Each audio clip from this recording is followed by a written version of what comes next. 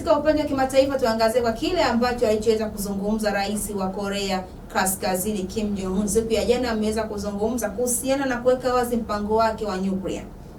Na tunafahamu hisi kwa mara ya kwanza rais wa Korea Kaskazini kuweza kuzungumza mpango wake wa nyuklia, lakini hata hivyo si mara ya kwanza pia kuweza kutembelea katika sehemu zake mbalimbali, hususan zile sehemu ambazo zinazalisha silaha za kivita, kwenda kufanya ukaguzi. Si mara ya kwanza kuweza kufanya hivyo. Na sasa kwa mara hii ameweza kuweka wazi kabisa kuhusiana na mpango mzima wa nyuklia katika taifa la Korea Kaskazini. Na tunafahamu kuhusiana na mkataba wa nyuklia ambao ulikuwepo kati ya taifa la Korea Kaskazini, lakini pia na taifa la Irani pamoja na taifa la Marekani, jinsi gani ambavyo mambo yanavyokuwa. Hata hivyo wanakuja kuangalia hata mpango wa masuala mazima ya nyuklia katika taifa la Korea Kaskazini.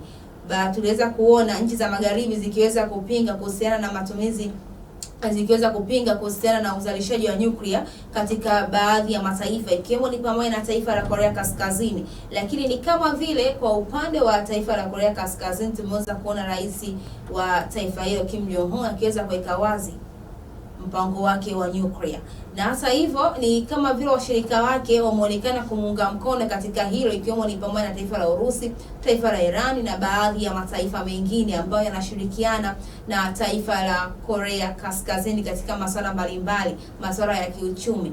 Wameonekana ni kama vile wakiendelea kumuunga mkono, lakini pia kuna baadhi ya washirika wake ambao wanashirikiana katika masuala ya kiusalama, ikiwa ni pamoja na taifa la Irani pamoja na taifa la Urusi.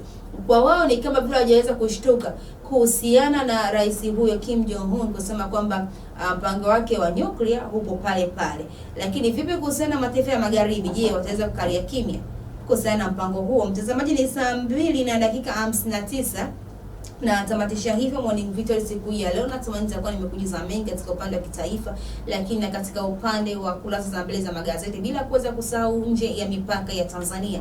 Mimi ni Georgina Mwatatu, endelea kutazama Rabi TV, kisima cha maarifa.